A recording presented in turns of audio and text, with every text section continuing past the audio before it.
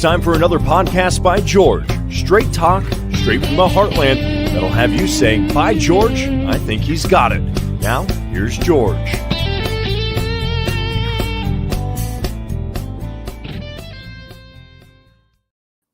Hello, hi, how are you? Welcome on in to another podcast by George. Live line, another very serious topic. We're going to change course here a little bit, but still, I guess you could say deadly serious after all these years. And it's all about the number 27 and the missing television anchor from Mason City, Jodi Huisentruit, who I've reported on several times on this show. And we're going to welcome back our good friend to podcast by George, Scott Fuller. And for people that may not be familiar with Scott, may not have seen him on the show previously, he spent more than 15 years as a head of programming for terrestrial radio stations in Maine, Wyoming, and Minnesota. He currently works for KAUSAM-FM in Austin, Minnesota, where he's overseen on-air operations since 2009. Scott began podcasting back in the early days of this stuff, folks, back in 2003. Now, in recent years, he's conducted in-depth investigations of high-profile cold cases in several states throughout various ongoing podcast projects, including the 1995 disappearance of Mason City TV anchor Jodi Huisentruit, only 27 years old at the time. He joined FindJodi.com in January 2020.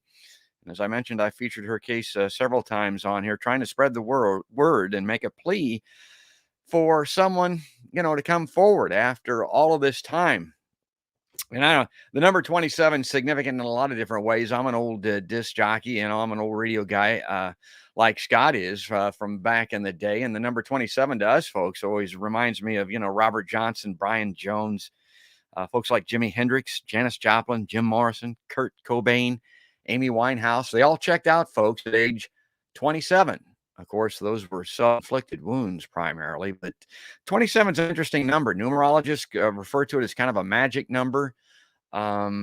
Mathematicians also have extreme reverence for the number 27. It's an interesting, very significant number. And let's bring our good friend in here, Scott, and say good morning to him and find out, Scott, why the number 27 is so significant for everyone, and particularly 1 week from today. Yeah, thanks for having me back, George. And Yeah. thanks, as always, for covering Jodi's case. On June 27th this year, it will have been 27 years since Jodi Huisentruit was abducted from the parking lot of her apartment complex in Mason City. And she was 27 years old at the time. So this year we have kind of a confluence of she was 27 when she disappeared. The anniversary of her disappearance will be on June 27th. And it will have been 27 years since Jodi was last seen. And this year also, George, marks that point in the cold case where Jodi has now been gone for as long as she was alive, which is kind of a poignant realization for her friends and family to have made as we approach another one of these anniversaries. I got to tell you, Scott, I'll share this with you. And we've talked a little bit before. Scott spent the better part of his adult life hanging around these radio and TV stations. And by the time I was 30 years old, I had done that a lot also. I was anchoring morning news on radio at a radio TV combo.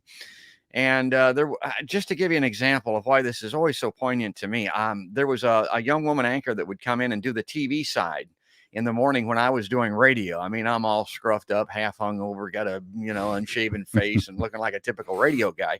This woman would come in looking like a vision. Her name was Mary Murnane. Now, I don't know that she wasn't on that station very long, and she moved up, and, that's kind of the way that these things work.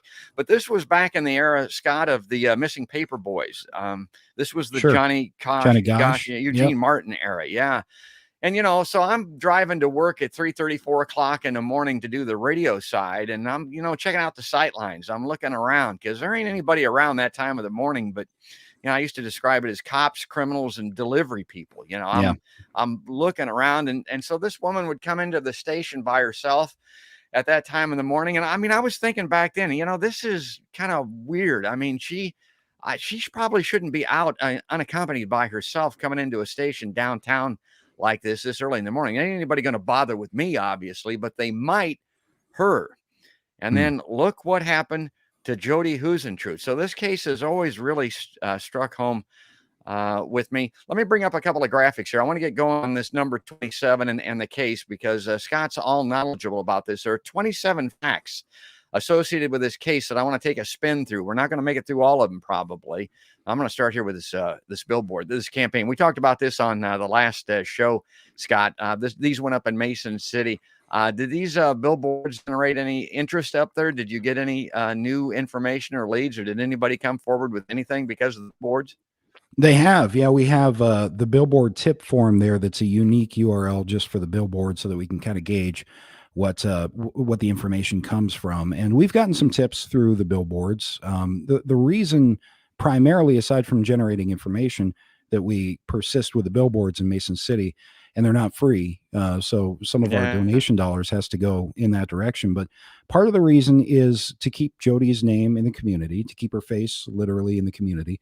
And we've had people tell us, for example, a retired FBI profiler who believed it may be more likely than not that this person who is responsible for Jodi's abduction may still live in Mason City. And so to kind of keep the pressure up, to keep people talking about Jodi, to make sure that if they've been hesitant to bring forward any information or have been reluctant to share any information with police for whatever reason over the years, make sure that they're reminded that Jodi's case is still unsolved. So there's the billboards, I think, are an important part of what we do. They don't generate as much tips as some of the other facets of our operation, but it's very important to all of us that those billboards somehow stay up in Mason City, just so Jodi is a constant presence down there. Well, one of these facts that we're going to get to has to do with the billboards, and it's kind of interesting. A lot of people think they know all about this case. I thought I knew all about this case, but I was looking through this list of 27 facts that was created for this number 27, and Joni being gone 27 years and disappearing at age 27. And I learned some things, folks. So let's take a look at this. And this comes from a podcast that you can find on findjodi.com. This is the opening slide for that. I'm going to try to read through these. Now, I can read fast, maybe not as fast as Scott can because he's a pro. He's on the air currently doing this. But I could, I was always a good reader on the air, Scott. I had a unique ability. I could read almost, not making any. I could read upside, which was a peculiar. Wow. Yeah. I mean, it was. Cops didn't like that. I'd go down, check the police blotter in the morning. They'd have fun of them. I could reading upside down. I digress. Let's get going on these 27 facts. Number one, Jodi apparently had overslept on the morning of June 27th, 1995. She was supposed to be at KIMT TV in Mason City, Iowa by 3:30 a.m. to begin her news anchor shift. Jodi spent the day before at the Mason City Chamber of Commerce golf tournament and dinner. She left the Mason City Country Club shortly before 8 p.m. and called a friend in Mississippi at 8:24 p.m. Okay, I go through these things. I get these questions. They're old questions. Scott's dealt with these a number of times. Scott, was there anybody that was on the list that was expected to attend that dinner with her that didn't make it, or anybody that had told people that they were going to be there with Jodi as her escort or date or something like that, and they didn't show? Not that I'm aware of that didn't show. This was a Chamber of Commerce golf outing, and so a lot of people were at this golf event, and it had been rained out. So it was a big enough group where they needed 2 different golf courses actually to have the golf event. And when it started raining, it turned into a social happy hour, kind of by noon at the country club. And so we know Jodi at some point during the day returned home to her apartment to change her clothes, and then she came back to the country club to basically party on for the rest of the afternoon. And this is right in Jodi's wheelhouse, I think. These are people she's interviewed on the air. These are people that own businesses in the community. A lot of civic leaders were there. And we've identified many, but not all of the people who were at the golf event at the country club, the dinner portion of the golf event. She was sitting with her television crew. Her news director, Doug Murbach, was there. I think a person or two more from the TV station was also there. There were people from the radio station at the next table. So we've identified a lot of that. But in terms of people not being there, sort of conspicuously absent, we've never found anybody like that when it comes to the golf event. Okay. That's just the first one, folks. Number 2, when Jodi failed to show up for work, KIMTV assistant producer Amy Coons awakened Jodi with a phone call about 10 a.m. That's about the time. Amy said Jodi assured her she'd be right into work to anchor the 6 a.m. newscast in the studio. Okay, so this is kind of a different twist or news to me. I thought she was called because she was late she actually got a kind of a standard wake up call from this producer. Is that the way that you look at it? No, Amy would call occasionally when Jodi overslept, and Yeah. that part of her routine, I guess, Jodi occasionally oversleeping, I think has been talked about a lot, maybe too much. It's not as though she was habitually late, but it is something Amy Kuntz has told us.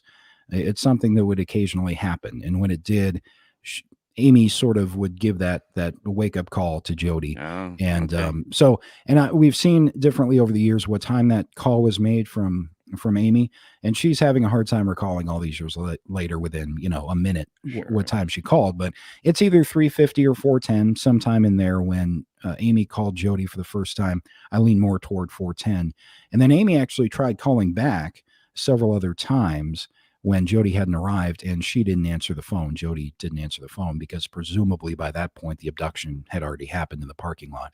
So it's Jodi being late did happen, but occasionally, not, I wouldn't say frequently. Amy told us it was something that would occasionally happen. You're a working broadcaster, a working journalist up there at the, and I was trained in this, and I tell everybody on my podcast all the time that every word means something here. This next sentence is critical, I think. Now, Amy later said nothing sounded out of the ordinary when she talked briefly with Jodi on her landline. Now, this is key. How precise is that comment, do you think? Because if she had someone in that apartment, if she was having some difficulty or issues with someone at the door or around or something like that, it would have been evidence in her voice at the very least. It might have been. I think Amy, when I read that, and she's been consistent with that over the years, that everything seemed fine, nothing seemed different. I think that just means she didn't hear anybody else in the background. She didn't hear a commotion. She didn't hear anything out of the ordinary for just what that wake up call, Jodi, are you coming to work, kind of might be. And Amy's also not in a, I would say, not in a fact collecting mode at that point. Yeah. She's very busy preparing the broadcast, and maybe a little bit busier than usual in Jodi's absence. And so she's basically got just the mission of trying to find where Jodi is and get her into work, I think, at that point. So Amy's not in a detective mode at that point. I'm sure she's thought about that call 100,000 times before and replayed it over and over in her mind. I can't imagine what Amy's been through with all this. But there was nothing. It sounds like a short 30-second kind of a conversation, if that. And there was just nothing in Jodi's voice that raised any alarm to Amy or anything else on the call. Very good. I want to continue to run through these now. Number 3, Amy said Jodi had occasionally been late before. Scott mentioned that. Number 4, Jodi was abducted about 20 minutes later next to her car, parked just 12 steps from the entrance of her apartment building. During the struggle with her abductor, the key to Jodi's red 1991 Mazda Miata was found bent. Her red heels, blow dryer, earrings, and hairspray found scattered on the ground nearby. Police said there were no eyewitnesses to the abduction. Nobody from the apartment complex called police. Number 7, some apartment residents later told police they heard a scream around the time Jodi was abducted. That one's got to be a little sketchy, don't you think, Scott? It's hard to say. I know that information was given to police in the first day or two because it shows up in some of the first news conferences that the chief at the time gave. So it's as reliable or not as any other eyewitness, or in this case, ear witness testimony, I guess. I think it's probable. I think it's probable that Jodi had a chance to scream, and that somebody in that apartment complex where I've been several times, it would seem likely to me that sleeping with the windows open in late July or late June, I think somebody probably heard. I think probably more than one person could have potentially saw or heard something that they just didn't share with police. That's possible too. But we know for a fact that nobody called the police, which is obviously a frustrating fact all these years later, because who knows what would have happened had somebody taken that time to, get in somebody else's business and say, this might be nothing, but I heard screaming in the parking lot. That brings police to her location much quicker. It changes the dynamics of what the police see when they get there. As it was, though, Jodi and Jodi's attacker, had a 3-hour head start, as opposed to much shorter had somebody called police. Yeah, that's got to be some of the irony or the lament of this, and we'll get into that here briefly. Number 8, at 6 a.m. when Jodi had not shown up for work, Amy Coons anchored the hour-long newscast in Jodi's place. Amy had to write and produce the newscast by herself. Well, I read that. I know what that world's like. I was able to put the radio show together by myself. But even this young female anchor that I was talking about, it was another young woman that was down there with her. But there's no time for chit-chat. I mean, it's all that two people can do to put this thing together. So one person putting it together, when they dive into it, I mean, that's all they're thinking about. That's all they're doing. And the show must go on. That's what we're trained to believe in radio and television and that type of thing. But Amy knew something was wrong. It was in the back of her head, but she's got to get this show on the air. And that's what she was doing. Number 9, at around 7 a.m., just after the newscast ended, Amy called police to check on Jodi because, I mean, she didn't show for the whole show. Right. Although Jodi had been late before, she'd never missed a newscast. I mean, that doesn't happen, folks. You might be late. You might be real late in some instance, but you're not missing an entire newscast. At 7:13 a.m., the KIMT TV news coworker called the police. At 7:16 a.m., the first MCPD officer arrived at Jodi's apartment complex. They were there when the officer checked her second floor apartment, but the officer saw clear signs of a struggle next to Jodi's car. We mentioned that, still parked in the lot below Jodi's apartment. Number 12, the MPCD chief at the time and several other officers soon after arrived at the Key apartment complex. That's the name of it, Key. Lieutenant Frank Stern said the toilet seat was up in Jodi's apartment, raising some questions if Jodi's had a male visitor. Okay, this one's interesting. This gets talked about a lot, Scott. I know, and my wife would attest to this, that if you're a woman living alone without men around, that toilet seat might not go up except when you clean the toilet once a week or once every 2 weeks or something like that. I mean, that just ain't happening. A woman by herself in the morning, that toilet seat's not up. What do you make of that? Yeah, as you say, the toilet seat is probably one of the most talked about things in this case. The way I see it, there are 4 possibilities, and I don't necessarily lean more toward one or the other, but a male visitor is one possibility. Jodi cleaning is another less likely possibility, I'd say. And Jodi becoming sick in some fashion, being ill, maybe drank too much, maybe had the flu. Or a 4th possibility is that it was left up. This was not the crime scene. The crime scene's in the parking lot. So it could have been left up by somebody after, like a police officer. You would hope that wouldn't happen, but I know for a fact it does happen occasionally. Things like that at a scene do happen. So it's one of those 4 things, and can't say which of the 4 it is. We just don't know. There's not enough information. The police have said early on and since, they said there's no other evidence that anybody was in that apartment with Jodi that night, and they've never come forward to correct that. They've never thought that anybody was with her the night before. So we don't know for sure that nobody was there. I think it's safe to say there's no indication that anybody was with Jodi from the time she got home, whenever that was, all the way through 4 a.m. Yeah, that's the key.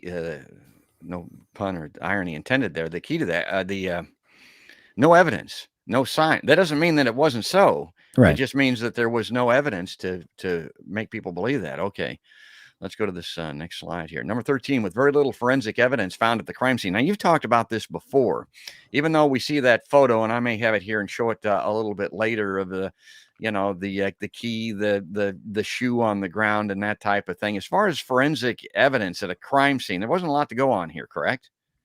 That's right.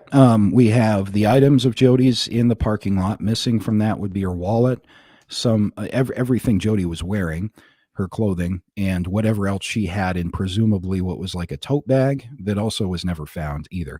We sort of think it's unlikely that Jodi was wearing red high heels, dress shoes, trying to scurry out of the apartment. We think she either had those in her hand or she was carrying a bunch of TV items, wardrobe items in a bag that was never found. So there are a lot of items missing, but those are the only personal items found. Forensic evidence wise, there's the hair that's found somewhere at the scene, and there's a palm print somewhere on Jodi's car, and that's it. Well, this next part is very interesting. And again, I was learning as I looked through these more closely, and I'm sure some of our viewers and listeners are finding out some new things here as well. In a 2004 interview with Find Jodi's Josh Benson and Gary Peterson, Lieutenant Ron Vanderweerd said, unfortunately, in this case, there's not a lot of evidence, period, but we do have definite parts of the investigation, different things that we know that we are withholding for just that reason, that if we were able to develop a subject, that we were able to eliminate him or corroborate with him. When Josh asked if police would consider releasing more evidence at some point to help solve the investigation, Lieutenant Vanderweerd said, right now, there are no plans to release it. Obviously, we would release it if we felt it could help something, but right now we're afraid it would just hurt. We don't have that much to go on, and we don't want to give up what we do have. The interview was conducted 1 year after Josh and Gary co-founded the nonprofit Find Jodi organization in 2003. Okay, has that fact changed, Scott? I don't know, after 27 years, this strikes me as kind of weird.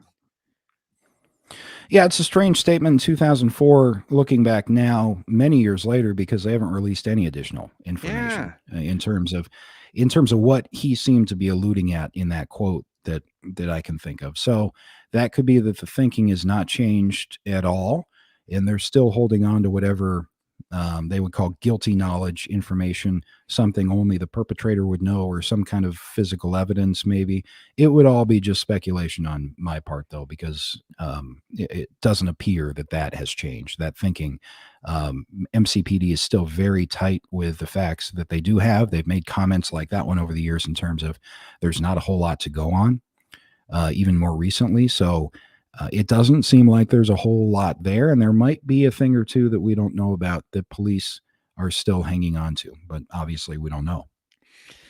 Well, stay with us, folks, because this gets more interesting. And now we come to somebody that's infamous, connected to this case.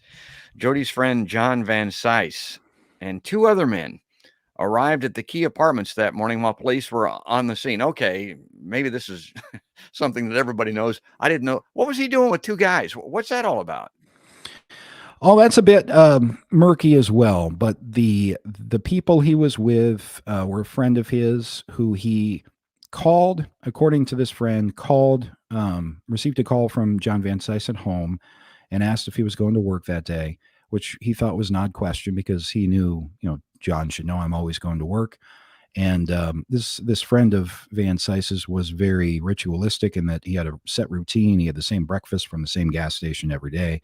And when he arrives at this gas station, he told us, John Van Cise is already at the gas station, walking out of it with his breakfast in hand, this guy's normal breakfast in hand, saying Jodi's been missing. Jodi is missing. And so we need to go to her apartment. So the three of them in that friend's truck, it was the friend's brother, and John Van Cise arrived at the Key Apartments. And this is where John Van Cise makes the infamous statement to police that I was the last person to see her. I do want to clarify, we don't know what he said word for word. A lot of people say I was the last person to see her alive. I'd be very surprised if that's what he actually said. I think that's been conjectured over the years, but it was conveyed to police who were just getting their bearings on this obviously strange scene, that this guy is a person that they want to talk to, obviously. And so they asked him to go retrieve a birthday videotape that John Van Cise said Jodi was at his house to watch the night before. The three of them did that and then went down to the police station, where Van Cise was interviewed by police at least twice later that week. Okay, well, I'm going to show this film clip. And again, encourage people to go to findjodi.com. Follow this, particularly on the 27th anniversary here as we approach that. Turning the light on to commemorate the anniversary, and donate. Give these folks some money so that they can continue this work, and also investigate for yourself and look into this. You'll find all kinds of great stuff, podcasts and articles and videos like this one. Here's a clip. We'll watch this. We'll come right back. What do we know about John Van Cise? Through official documents, we know that he was born in Des Moines in 1946 and attended the Baxter school system and then married. In 1994, he was divorced. After the divorce, John moved to Mason City. His address was the Key Apartments. He and Jodi were neighbors and became good friends. I think she was spending more time with John than she was with really anyone. Jodi had confided with family members about her relationship with Van Cise. She did kind of imply to my mom that she thought maybe he could be getting a little interested in her. And Jodi's sister told us she was uncomfortable while eating breakfast with Van Cise and others the day after Jodi disappeared. And I said, didn't Jodi ever mention her dad, in visiting with you and stuff, that he had died of colon cancer? No, she never mentioned her dad to me at all. He just kind of pushed his chair back and he was real cold. very unfriendly at that point. Van Cise had thrown a surprise birthday party for Jodi earlier in the month of June of 1995. And the night before she disappeared, Jodi went to his house to view a videotape of the event. To this day, Jodi's sister Joanne still has questions for Van Cise. I'd say, John, exactly how did you feel toward Jodi? Was she just a friend, as you've kind of claimed in all the interviews? But I've heard otherwise, that you really wanted more of a relationship with her. I really want the truth. John had strong feelings for Jodi. I even named my boat after her because just because she's Jodi, and she's been such a big part of my life here lately, and she just makes me feel so good. But friend Tammy Baker remembers Jodi explaining it wasn't a serious relationship. I did ask her at one point if they were involved, and she said absolutely not. 6 News First Investigates has tried repeatedly to contact Van Cise for comment on this case, only to get a telephone recording from his home in Arizona. Your call has been forwarded to an automatic voice message system. John Van Cise Is not available. Authorities haven't heard from John Van Cise in years, and since the disappearance, Van Cise has repeatedly denied having anything to do with it. With the years passing by and John Van Cise moving on with his life, authorities are left wondering. I'm hopeful that whoever did this will either get caught or come forward. You know, maybe they have a conscience.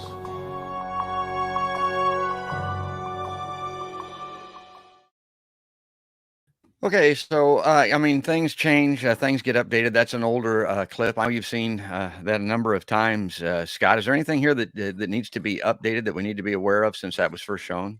Not that I can think of. That's reporting by Josh Benson when he worked at KAL here in our area in the same media market as Jodi worked in. And I can't remember the dates of that report, but it's amazing how well it stands up. There's not a whole lot in there that's changed.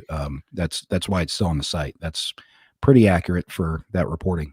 Well, that's just a little bit of what you'll find at findjodi.com. Please go there, check it out, and help these folks in their endeavors. Well, I'll tell you what I think of when I see that. All right. I see this John Van Cise guy. I mean, he named his boat.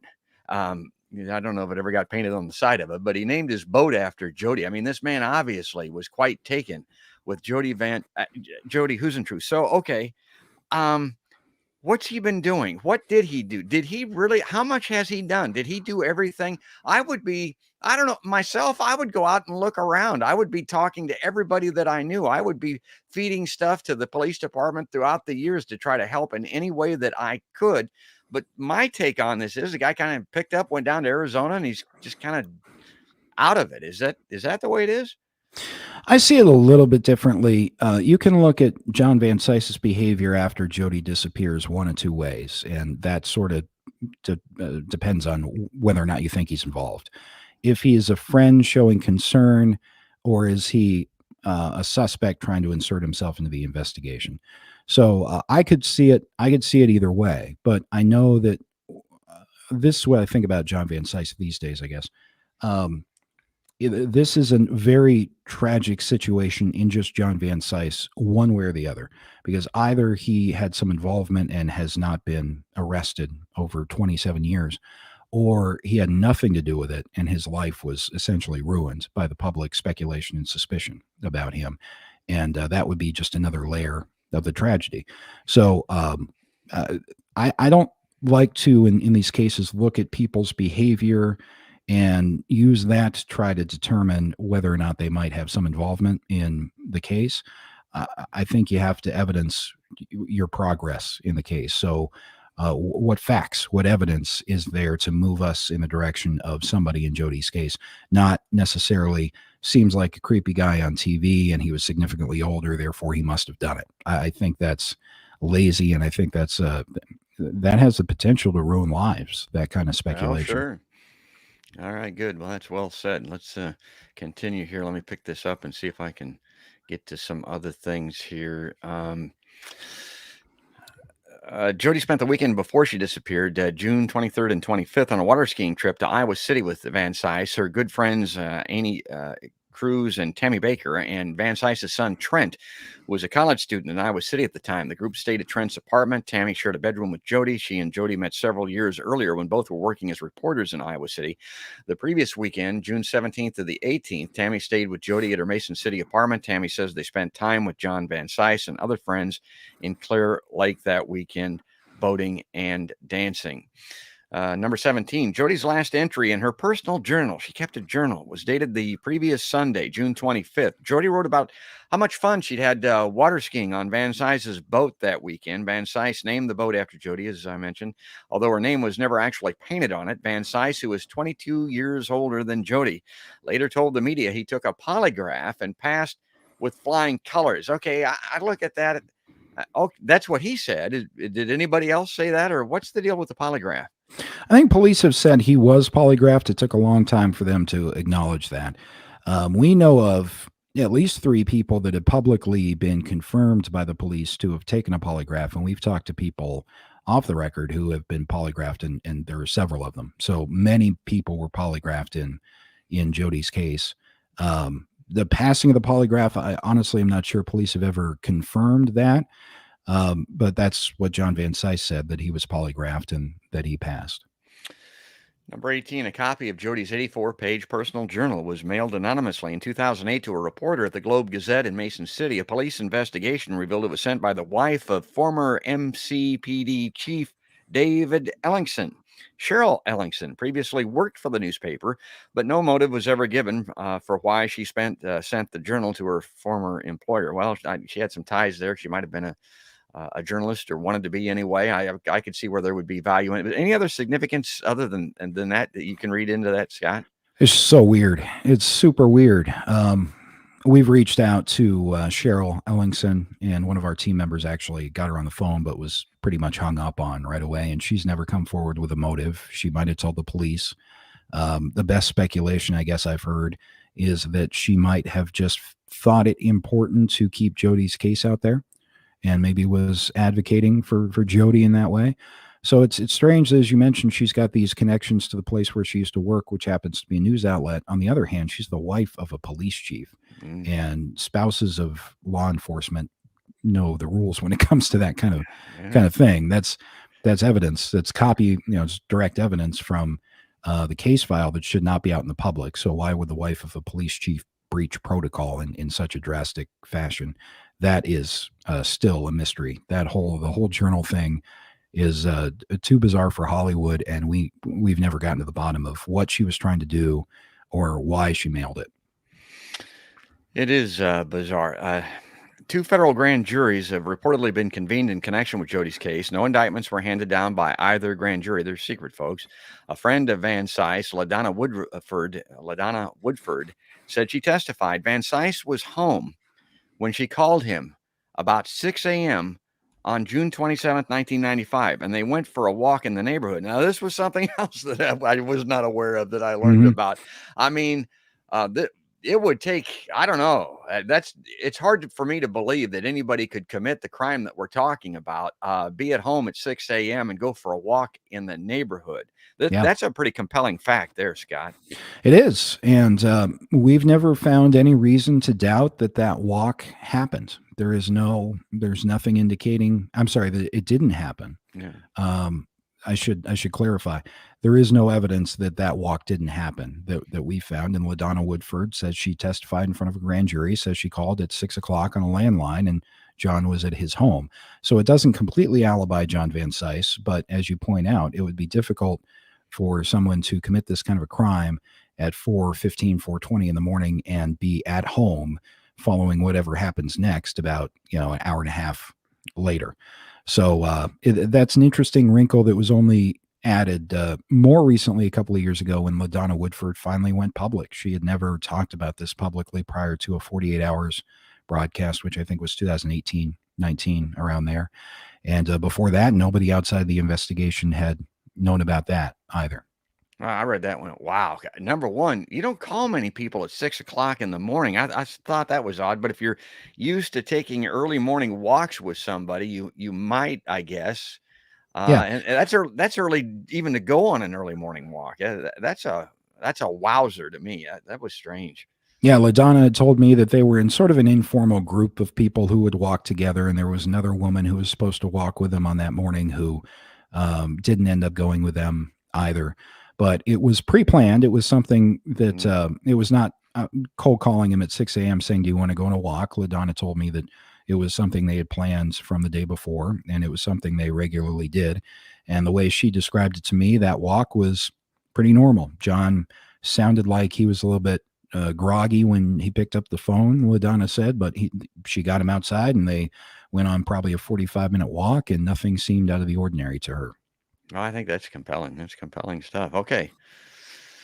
Number 20, in March of 2017, Van Cise was subpoenaed by a federal grand jury in Cedar Rapids, Iowa. He drove from his home in Phoenix, Arizona to provide a DNA sample, fingerprints, and palm prints. No charges came as a result of that grand jury. Number 21, also in March of 2017, the MCPD obtained a search warrant from a Cerro Gordo County judge to place GPS tracking devices on 2 vehicles connected to Van Cise. Van Cise had not owned these vehicles in 1995. This one I was aware of. I never have been able to sort this out. Police Chief Jeff Brinkley told 48 Hours correspondent Jim Axelrod the GPS searches did not produce any evidence. The search warrant affidavits for the searches have remained sealed, so it's unknown what probable cause investigators provided the judge to convince him to approve the searches. On this one, Scott, I don't think there's much to say because it would all be complete conjecture and speculation, right? Yeah, it may have been sort of a Hail Mary by the MCPD to subpoena him to compel his presence in Iowa. And then the speculation under this theory would be that they got the GPS devices on his car, thinking if he had some involvement with Jodi, he might go to a key location. He might go to a place where Jodi was buried. He might go to some other place. Who knows what he might do. That's not proven. That's a theory, but that is one way where you can tie those events together, because police already have his DNA. They already have his fingerprints and palm prints. So why does he have to go give them again? One reason might be they want to stick these trackers on his vehicle and see where he goes. But that's probably best guess. That's not proven. Yeah. Number 22, Jodi reported to the MCPD she'd been made uncomfortable by a person in a small, newer white truck on a Saturday evening in October of 1994. So that's a while before. The truck had been erroneously described sometimes by some police investigators in the media as a black truck, but it was white. The truck and the driver have never been identified. Besides the 1994 incident, Jodi also told some friends and a self-defense instructor in the months before her abduction about concerns that she might have been followed. Despite those incidents, police have been publicly skeptical about the possibility a stalker may have abducted Jodi. Now, number 23, Jodi would have been easy to stalk. Her home address, apartment unit, and phone number were listed in the public Mason City phone directory. And, the world's changed. Now we would do these types of things. I got to tell you, back then, there were people in media that would have been careful about this kind of stuff. A lot of people back in the day had unlisted phone numbers that were on radio and television for the very reason, that we're discussing here.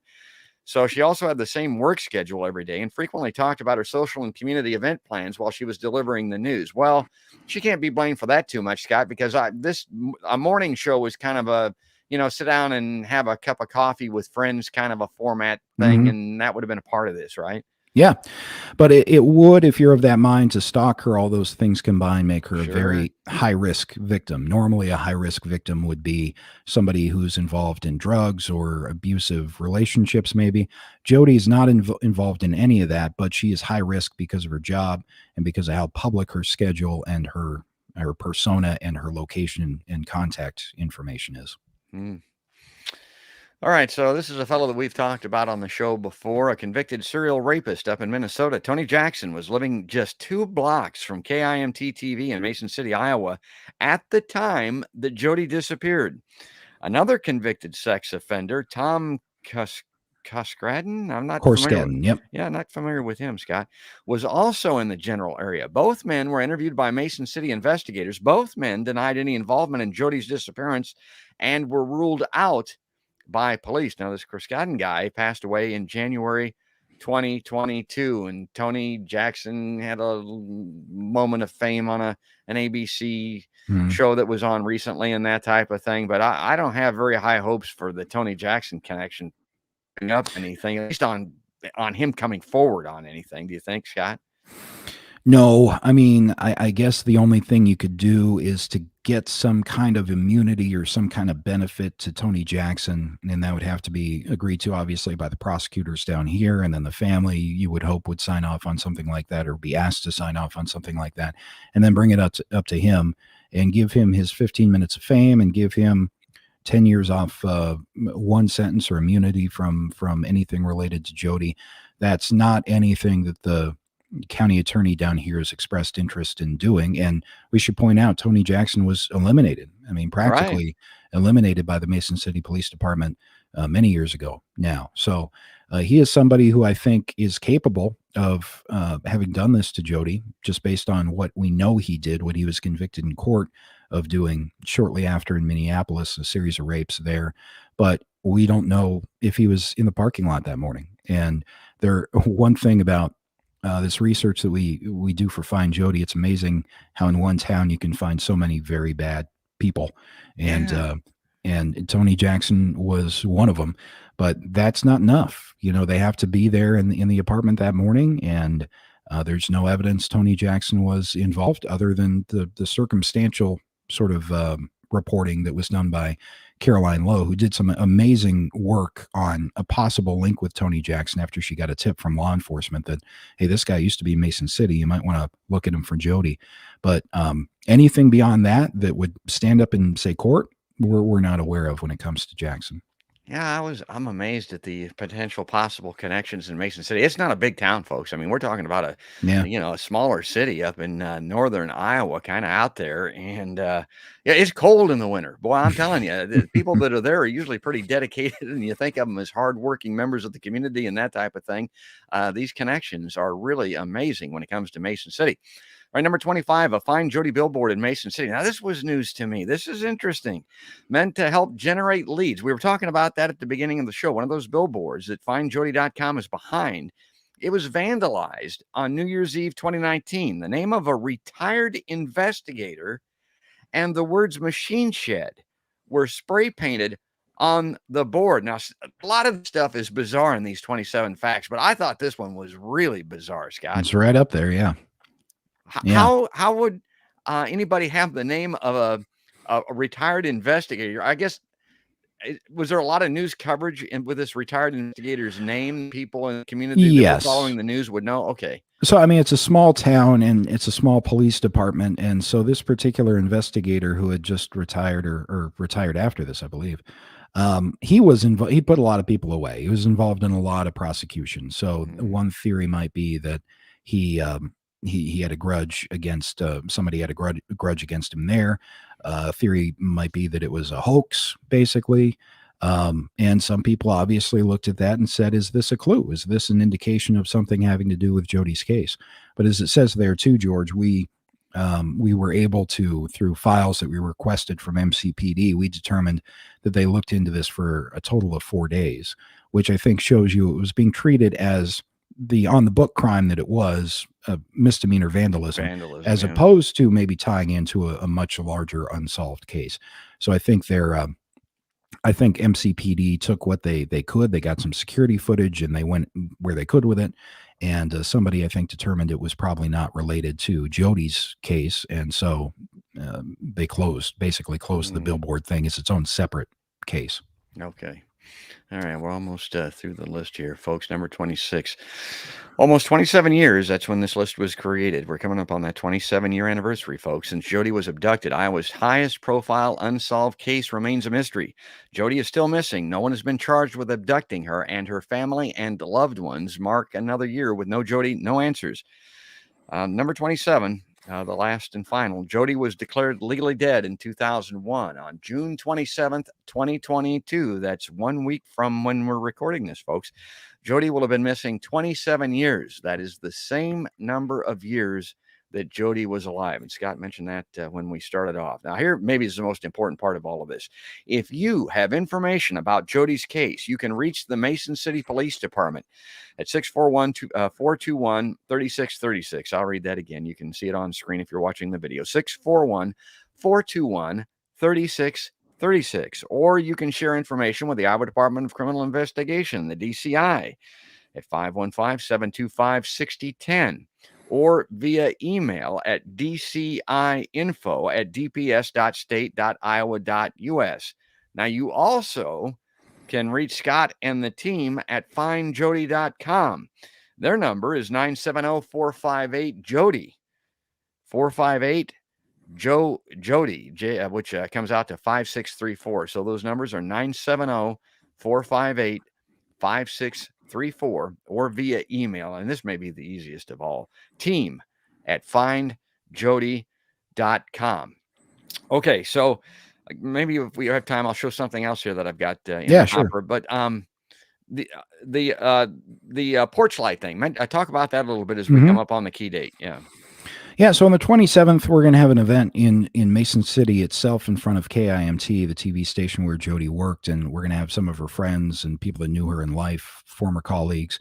That's not necessarily a public event, and we understand that people want to express their concern about this case or show some solidarity with Jodi and her family.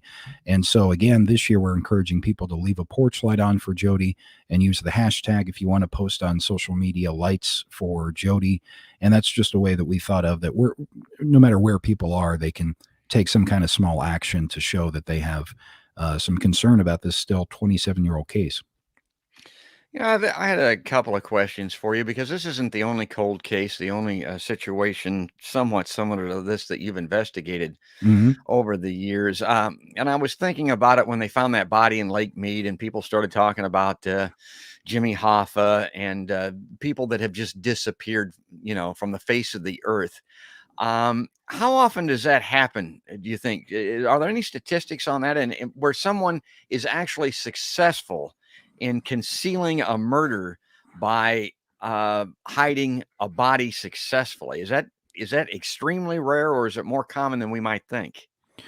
Well, I think it's a hard stat to prove, because we don't have the other end of it. We don't have how many people have never been found, because we don't necessarily know how many people are missing. But it is rare that a body is not located, and it's pretty rare that it's not located right away within the first couple of weeks. So that does make Jodi's case fairly unique, definitely in the very slim minority of cases where a body is never found. And that's difficult, because a lot of what investigators get about a cold case, especially when they're putting a case together for prosecution, comes from the body. A lot of forensic evidence comes from the body, the location of the body, the cause of death, the manner of death, things like that are usually determined almost exclusively from the remains of the victim.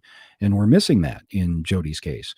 So that makes this case all the more difficult. That's why no body cases are notoriously difficult to prosecute. They are bringing those charges much more than they used to, but they're still in the minority of murder cases where you don't have a body that are successfully prosecuted. So yeah, that's it's rare, but any no body case is harder to solve than one where you find the remains. Well, we're approaching the top of the hour here, or the bottom of the hour, depending on where we started. And I want to make sure, if you've got a question for Scott, if you got an idea, man, if you got a tip in particular, bring it forward here. Bring it forward on the show right now, or go to findjodi.com and leave your information there anonymously. I want to play this clip, because I thought this was interesting. Again, I think I got this off of the website. And this has to do, it's a little dramatic. It's a film clip purporting to show the inside of Jodi's apartment. Starts with a hand turning a key in a door. Sure. Set this up for us, Scott. This was taken at Jodi's apartment. It is her apartment unit. It was taken a couple of months after Jodi's disappearance. So that's the first thing to know, is that you're not seeing crime scene video. This video is not how things appeared on the day or even the day after. There have been many people in and out of that apartment at that time. So you're not necessarily looking for evidence in this video, but it does give some context to the inside of Jodi's apartment. And that's about it. Okay, let's play that. We'll come right back. I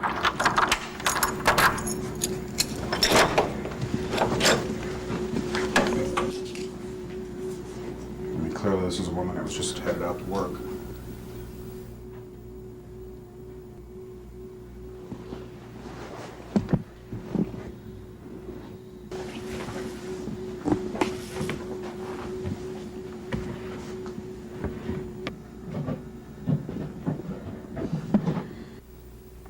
Likes hats. There's apparently a message for her on the answering machine. Probably a lot. For people that might not know what's going on. This is clearly a very active young woman, as everyone has told us.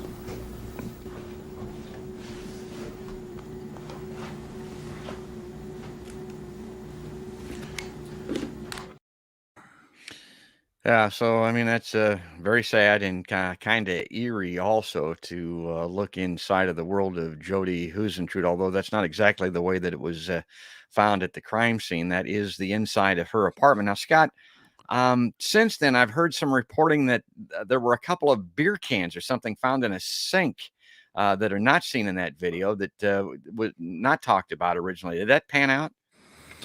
Yeah, the police investigator on Jodi's case, I think as recently as the 2020 special that aired a couple of months ago, said there were some wine glasses, I think, in the kitchen. That was nice to have that publicly confirmed.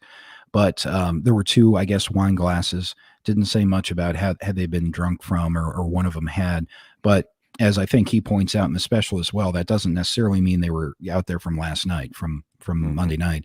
They could have been from Sunday, and so there's not a whole lot of conclusions we on the outside for sure can draw from those wine glasses and beer cans. But it was nice to have that confirmation, because we've heard rumors of beer cans and things. And so the police finally have come forward and said there were two wine glasses in Jodi's kitchen area, which is just one more thing to file away. You know, it's good to know. One thing from that video, George, the only thing I really took away after seeing that many times is Jodi's phone. You can see in that video that Jodi's phone is in the hallway by the door. That's where the answering machine is. And what you can't see is if there's a second phone by her bed. And so in my head, playing out this case all these years, I've just assumed that Jodi rolled over when Amy called and picked up the phone. There could have been a second phone right there on the nightstand that we just can't quite see in the video. But it does clearly show that her phone and her answering machine are not in the bedroom. And so that, I'm not sure it changes a whole lot, but it does mean that Jodi has to hear the phone, kind of wake up, walk across the apartment a little bit to answer Amy's call on that morning, Tuesday morning, assuming she didn't have a second receiver that was right there by her bed. Okay. I guess it's time for final thoughts on this. The one thing that I'll bring up, I saw some video when I was going through this. I think it was of her producer, and they asked her whether or not they thought Jodi would be found, whether or not there would be an end to this case, finding a body, whatever the case. I think she said she didn't believe so. There are people that are becoming very pessimistic about this, and maybe rightfully so after 27 years. I saw Van Cise when he was interviewed, but I think this was probably early on. He thought, that she would be found, that everything would end that way. But of course, it hasn't happened that way. What are your final thoughts here as we approach this 27th anniversary of the 27-year-old that passed away disappeared on June 27th? Yeah, for Jodi to be found, obviously that's what we're hoping for. That's what we want people to come forward with, whatever information they might have about where Jodi might be. I'm not sure if she'll ever be found or not. Obviously, I'm not sure if this case will ever find resolution or not, but that's what we're doing. We're continuing to try and find those answers. So we sort of have to remain optimistic. I have to believe that at some point we're going to at least learn what happened to Jodi and who is responsible, if not where she's located, where her remains are located. All of those answers are things that obviously we want to find for the family and closure, I guess, for the community as well. And, it's funny, if you talk to people in Mason City who are old enough and lived there at the time, this was a JFK kind of event. People remember exactly where they were. They remember hearing about it on the radio. I just talked to somebody last week whose parents were from Albert Lee, and Oh yeah, we remember vividly. We came back from a trip, and that's when we found out. It's People remember where they were and what they were doing when Jodi disappeared, if they lived in Mason City at the time. And so, even more than most cases, I think this means it's just been an open question in the community, and it's been causing additional rifts between the community and law enforcement. And this is something that would be very therapeutic, I think, for the whole region here locally, especially to get answers on. So we're doing it for Jodi's family and her friends, and then we also feel a responsibility, I think, to all of us, especially here locally in the North Iowa, Southern Minnesota area. This still bothers people. It's still an open question that they want answered. Yeah, bothers me. I'm going to say right here at the end, thank you for what you're doing. I mean, this is invaluable, keeping the story alive, keeping the search efforts underway, making sure that this stays top of mind with anybody that may have anything to contribute and can help. Donate at findjodi.com. Folks, do that. Support the work of Scott Fuller and his team. Scott, as always, pal, we'll circle back. We'll come back to this. I hope we come back with an end to the case in some way. I hope That'd the be next great. time, yeah, wouldn't that be something? But we'll check back with you here very soon. Thanks again for coming on this podcast by George Lifeline. And thanks for the coverage, George. Appreciate it very much. I'm happy to do it, pal. I hope this ends one way or the other. And again, it reminds me of my youth. Folks, I hope you like podcasts by George. I hope you like shows like this and Scott Fuller and this type of reporting and this type of new information that was new to me anyway. I hope you learned something here today. And if you did, please share this with other people that might be interested. Watch us on Facebook and YouTube. That's where our live streams are at. You can like and subscribe to us on those platforms. And then, of course, for the audio only format, go to iTunes. Well, as a matter of fact, go to podcastbygeorge.com and sign up for iTunes. Leave us a 5-star review there. That'd be great. And you can also listen to us on Stitcher and Spotify and Deezer and, the iHeartRadio app and any place that podcasts are heard.